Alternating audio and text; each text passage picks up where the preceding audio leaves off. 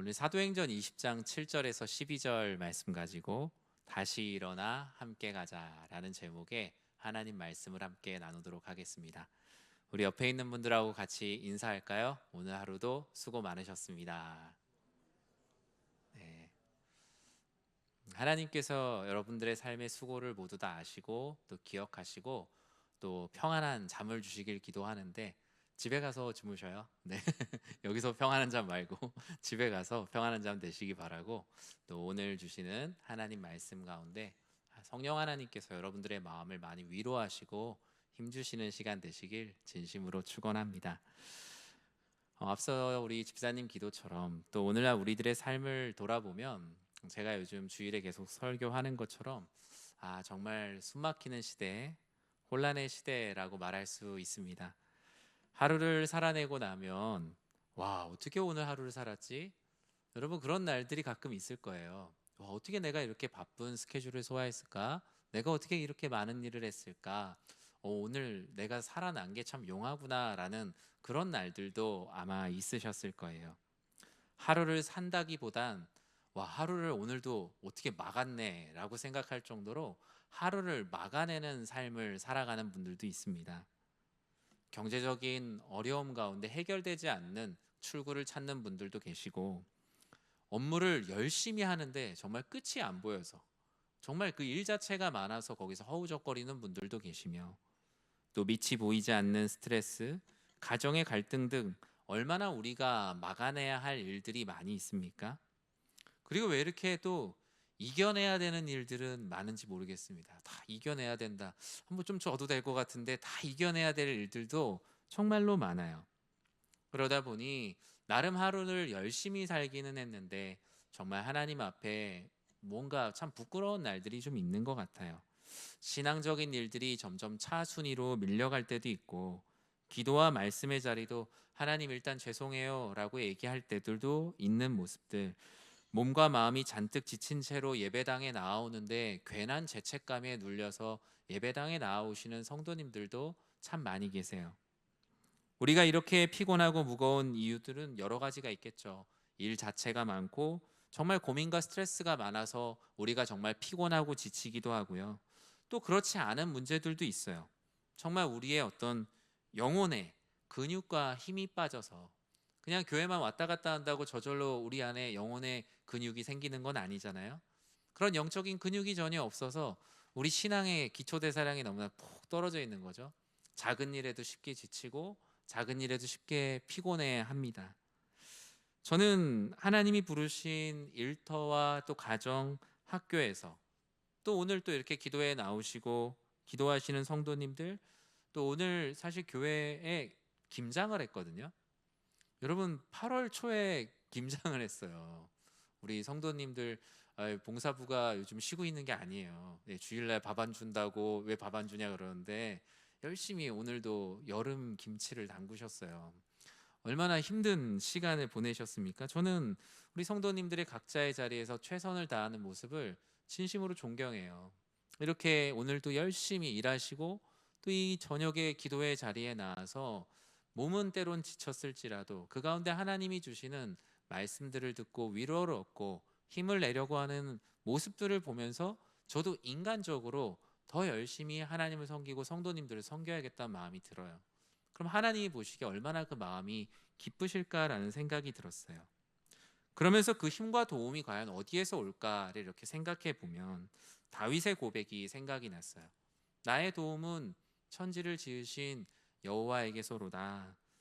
그런 고백처럼 많은 분들이 오늘도 이렇게 예배자로 모이셨잖아요. 어떤 성도님들은 얘기하시더라고요. 자기는 금요일마다 꼭 야근을 해야 되는 직장이시래요. 그래서 이렇게 지금도 아마 들으실 거예요. 이 금요 기도회 때 책상에 이쪽에 한쪽에 이렇게 그 예배 이 기도회를 이렇게 켜놓고 이렇게 귀로 이렇게 들으신다고 하시더라고요. 오늘의 사도 바울은 어느덧 3차 전도 여행의 마무리쯤에 있습니다. 예루살렘으로 가라는 주님의 명령을 따라 순종하여 가던 중 드로아라는 지역에 이르게 돼요. 드로아.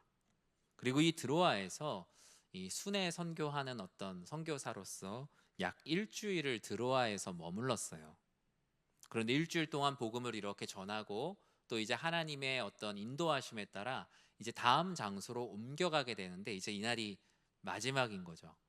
마치 우리 지금 단기 선교팀 어제 저녁이랑 오늘 새벽에 이제 잘 출발해서 현지에 잘 도착을 했거든요.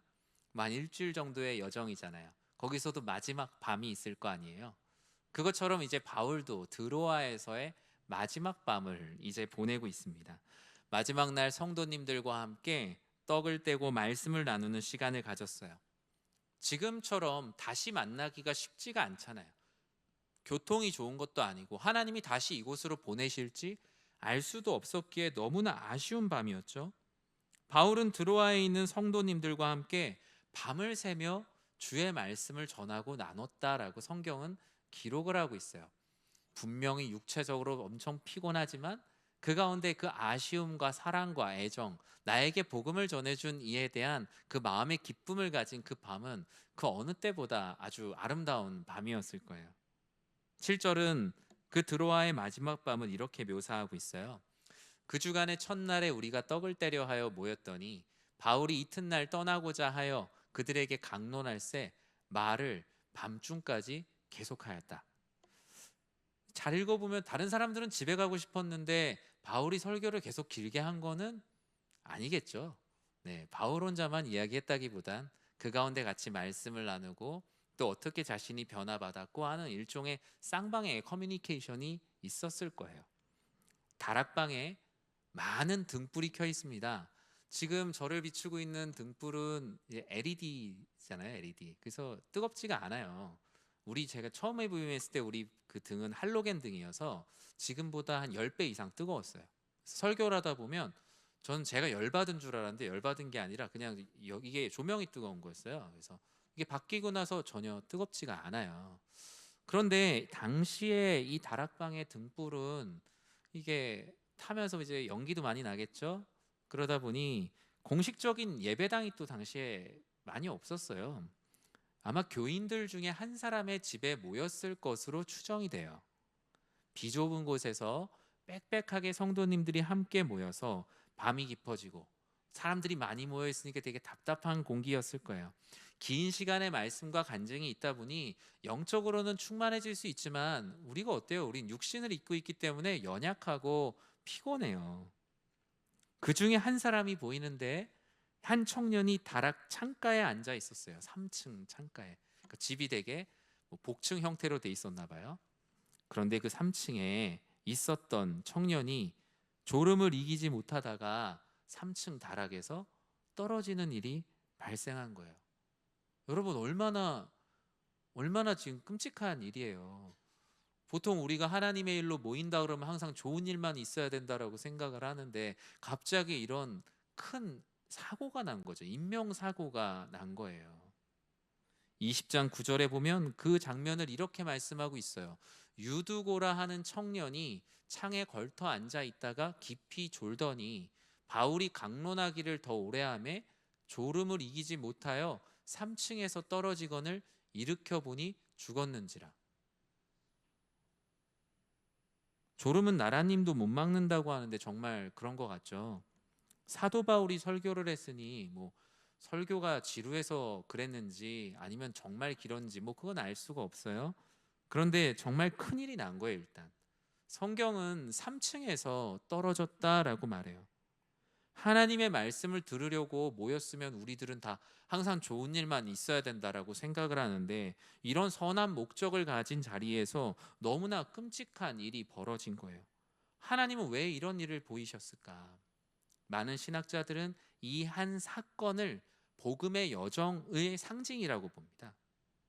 그러니까 복음을 전하다가 일어나는 수많은 일들 중 이런 일들이 일어날 수 있다. 여기 성경에서 한 사건을 흘러가는 것처럼 기록을 하고 있죠. 오늘 우리는 우리의 본문 속에서 우리의 복음의 여정 안에서 우리는 우리가 연약한 존재임을 인정하는 것을 이 말씀을 통해 배웁니다. 복음의 여정에 대해서 성경은 연약한 자가 회복되고 회복된 자가 사명을 부여받는 것이 바로 복음의 여정의 큰 흐름이다라고 성경은 말씀하고 있어요. 먼저 우리는 복음의 여정 속에서 우리가 연약한 존재라는 것을 서로 인정해야 하는데 유두고는 청년이라고 기록이 돼 있죠. 원문의 뜻 그대로 보면 소년이요 젊은이라고 말합니다. 그는 바울이 말씀을 전하는 내내 다락방에 함께 있었어요. 밤늦게까지 이어지는 말씀 강론 가운데 누구보다 열심히 들었어요. 하지만 졸음에 빠질 만큼 육신이 피곤했어요. 하루를 하나님의 뜻 가운데 일터에서 하나님의 뜻을 따라 최선을 다해 살았어요. 보통 이 본문을 가지고 뭐 예배 시간에 졸지 마라 뭐 이렇게 설교를 하는데, 이 본문은 그 내용하고 전혀 상관없는 얘기예요. 예, 전혀 상관없는 얘기.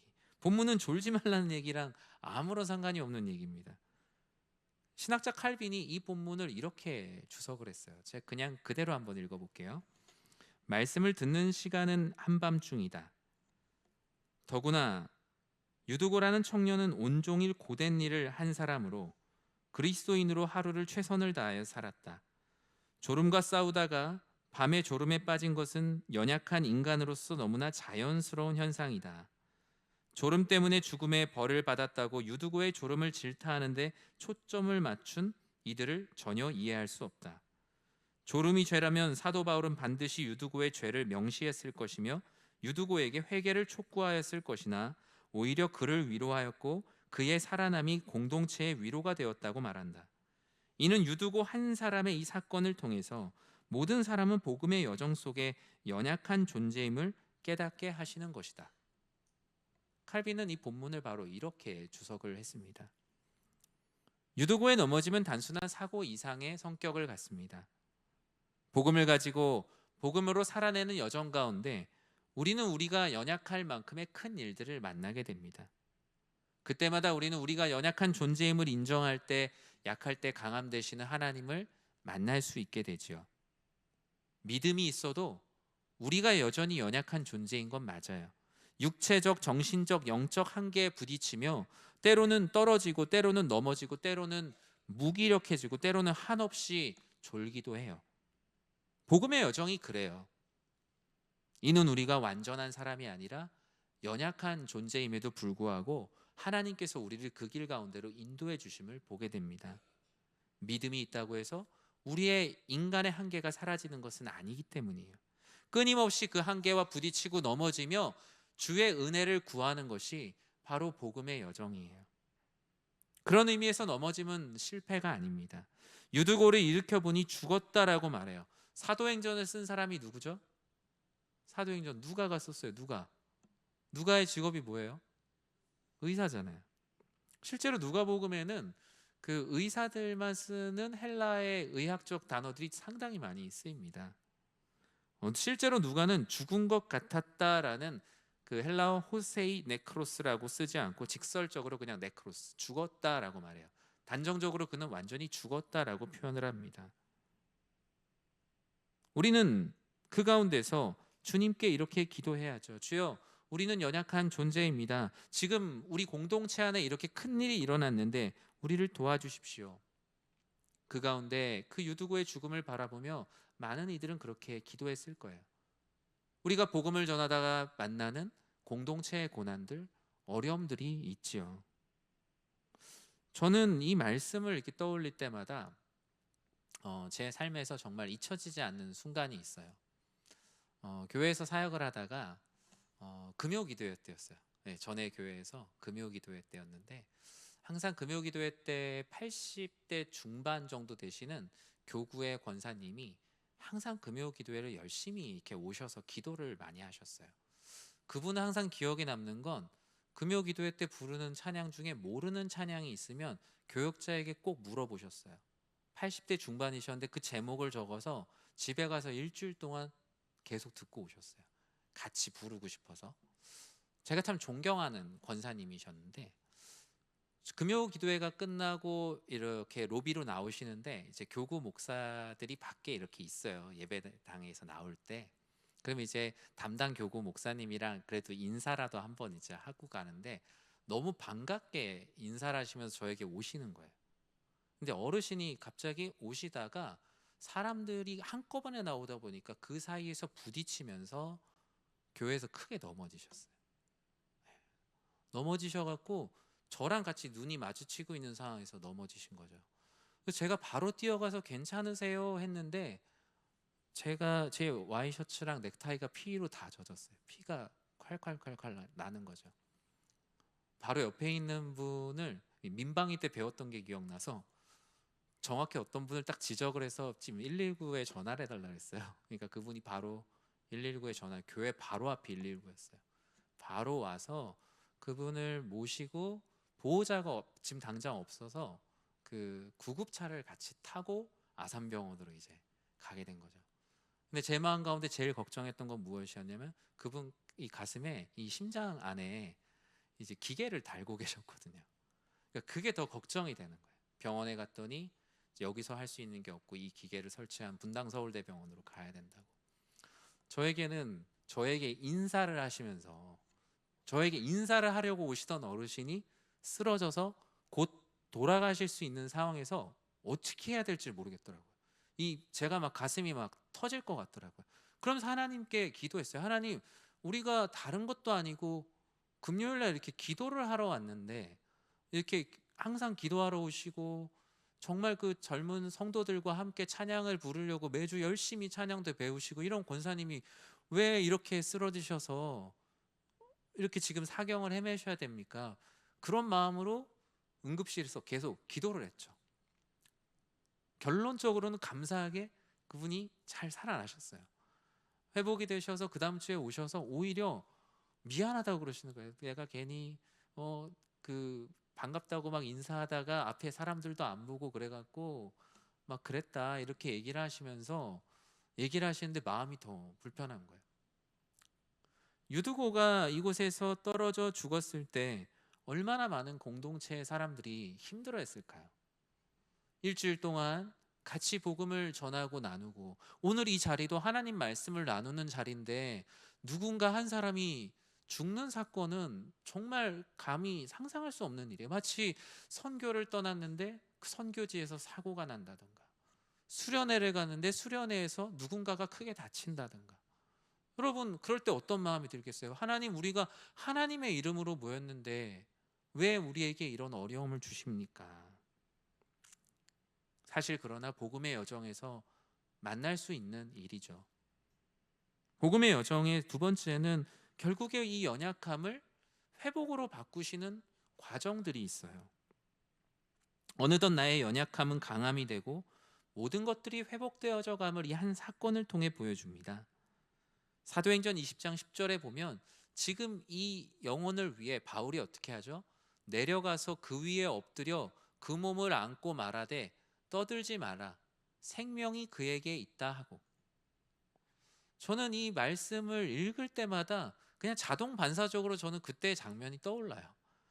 그 쓰러진 권사님을 이렇게 잡고 교회 로비에 이렇게 있었던 시간이 떠올라요. 그 119 올 때까지 채 2, 3분도 걸리지 않는 시간 동안 거기에서 무릎을 꿇고 기도했던 게 기억이 나요. 왜냐하면 정말로 큰일 난 상황이잖아요. 바울이 여기서 보면 내려가서 그 위에 엎드려라고 말하는데 원문 그대로 말하면 뛰어내려가서 그의 온몸으로 그 사람을 껴안았다라고 기록을 해요. 죽은 자를 살려달라고 외치는 피조물과 피조물로서의 최선의 외침인 거예요. 나는 창조주도 아니고 구원주도 아니지만 나는 피조물이지만 하나님께서 창조하신 나의 형제를 살려달라는 그 간절한 마음으로 바울은 1층에 있었던 게 아니거든요. 그 중간층에 있었단 말이에요. 거기서 거의 뛰듯이 내려와서 그 영혼을 껴안고 그 영혼을 위해 기도했겠죠. 하나님의 생명력을 죽은 유두고에게 전하려고 하는 그 어떤 사랑의 몸부림이 그 두 사람의 포옹 가운데 있어요.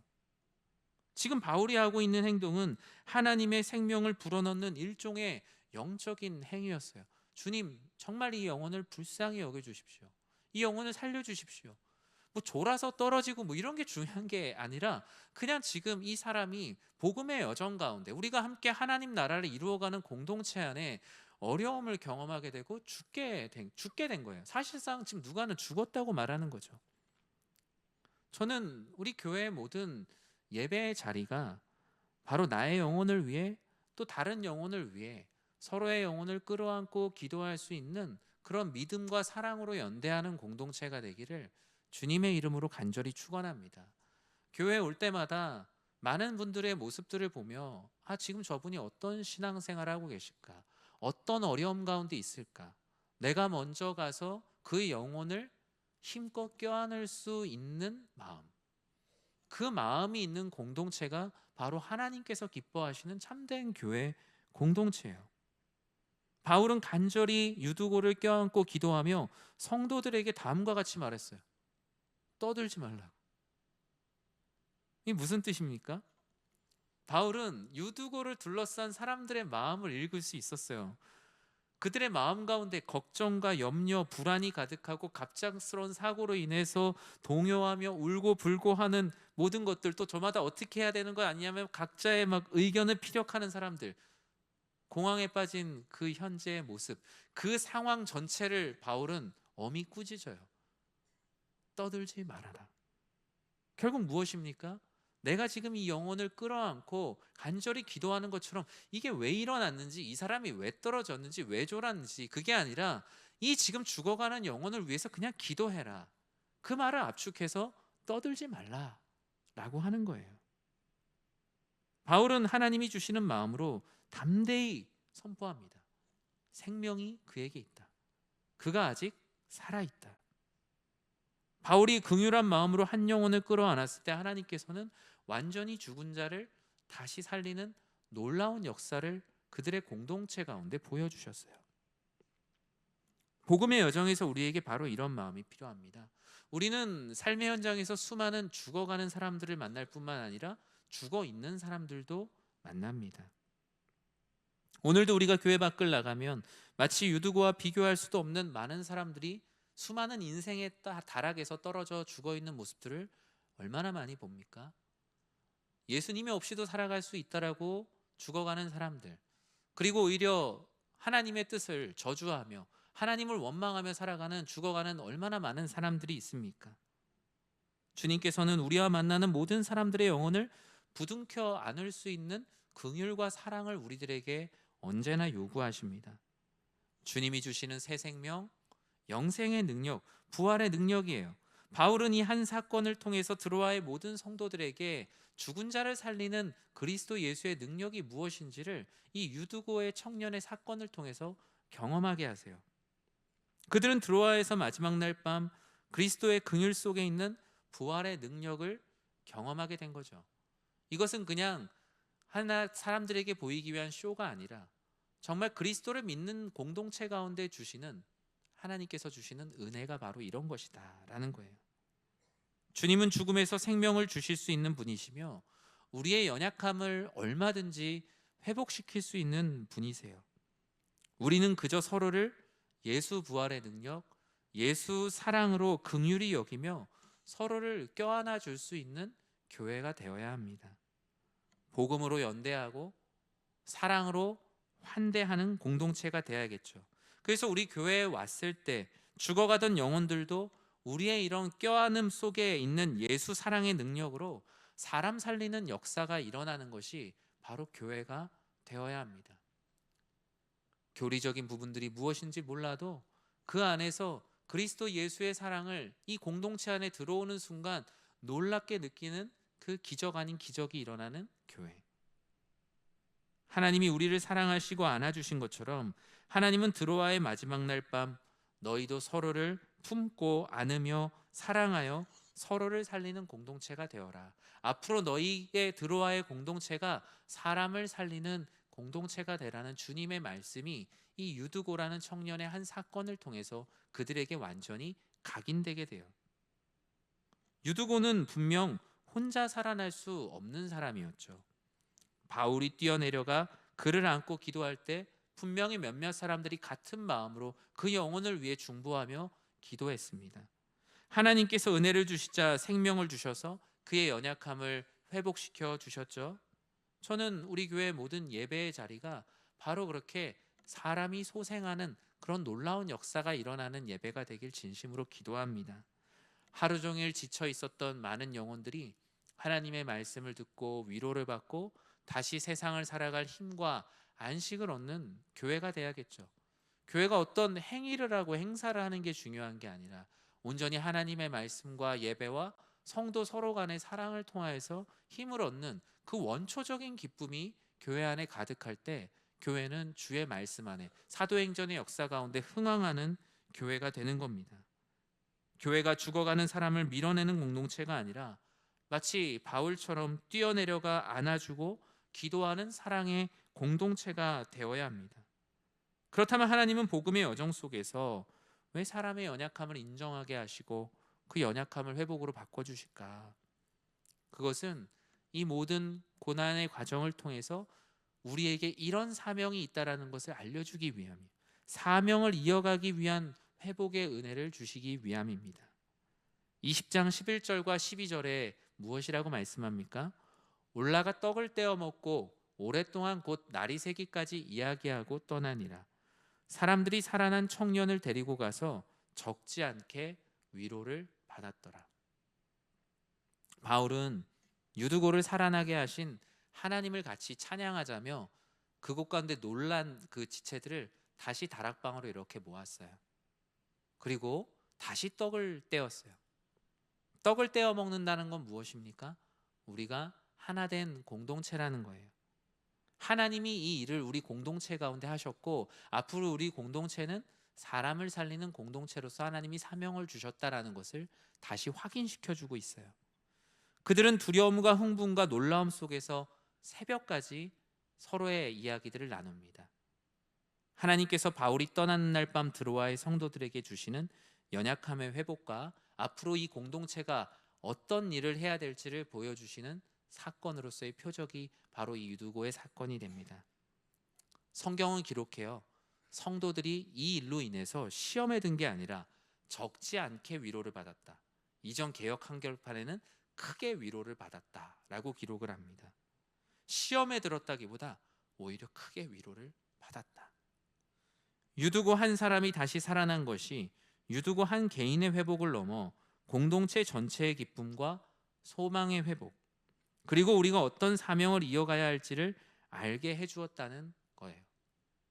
이 기쁨은 단순한 감정이 아니라 하나님 나라를 위한 연대의 필요성, 모든 영혼을 살려야겠다는 환대의 사명을 알게 된 거예요. 물론 정말 어렵게 반대의 상황이 펼쳐지기도 합니다. 오늘 본문의 유두고는 살아났지만 공동체 안에 오히려 어려운 일이 생기는 경우들도 있어요.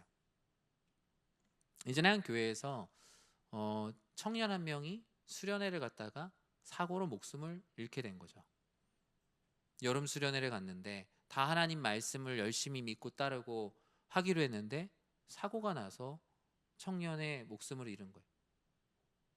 목사님은 그 청년을 너무나 사랑해서 어릴 때부터 봐왔던 청년이었는데 그 청년을 장례를 치르고 그 청년의 유고를 목사님 목양실에 하루 동안 두셨대요.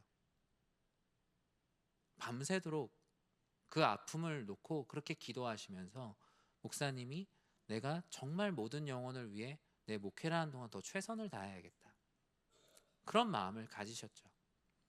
우리의 복음의 여정에서는 사실 어떤 일이 일어날지 알 수는 없어요. 오늘 이런 유두고의 사건들도 우리가 믿는 가운데 일어날 수 있는 일이며 어쩌면 우리가 복음을 전하다가 우리의 마음이 실망할 만한 더 큰 일들이 일어날 수도 있죠. 하지만 그때마다 우리는 하나님께서 우리를 놀랍게 회복시키고 또 우리를 인도하신 하나님의 선하심을 믿는 것이 우리의 최선이라는 것을 잊지 않아야 할 것입니다. 여전히 고통스럽고 힘들지만 그 가운데서 어떻게든 하나님의 사람으로서 서로 사랑으로 연대하며 또 모든 영혼을 살려야겠다는 그 사명을 가지고 나아가는 것이 어쩌면 우리의 인생의 아픔이지요. 신앙생활을 하다 보면 많은 성도님들을 떠나보내기도 합니다. 장례를 치르기도 하고 질병 중에 있는 많은 성도님들을 만납니다. 하지만 그때마다 우리의 최선은 그 영혼을 위해 사랑의 마음을 더하여 주고 기도하고 긍휼히 여기며 함께 서로 숨을 쉬며 살아가는 동안 서로를 최선으로 사랑하는 것, 그것이 바로 복음의 여정 가운데 하나님께서 우리에게 하라고 하신 명령입니다. 말씀을 맺습니다. 하나님의 사람으로 격려하는 공동체가 되어야 합니다. 신앙은 혼자 완주하는 경주가 아니며 서로 하나님 나라를 위해 그 일을 이루어가기 위한 공동체로 하나님께서 우리를 부르셨어요. 복음의 여정 속에서 우리는 광풍을 만날 수도 있고 어려운 일을 당할 수도 있고 때론 사람들이 볼 때 시험을 당할 일들도 있습니다. 그 어떤 상황에서든 우리 연희교회 공동체 모든 성도님들이 서로를 예수 부활의 능력과 긍휼의 마음으로 항상 끌어안고 사랑하는 모두가 되시길 진심으로 축복합니다. 그 어떤 상황이라 할지라도 하나님을 원망하지 않고 끊임없이 우리 공동체가 할 일은 여전히 연약하고 지치고 힘든 영혼들, 여전히 어려움 가운데 있는 영혼들을 사랑하고 끌어안는 것.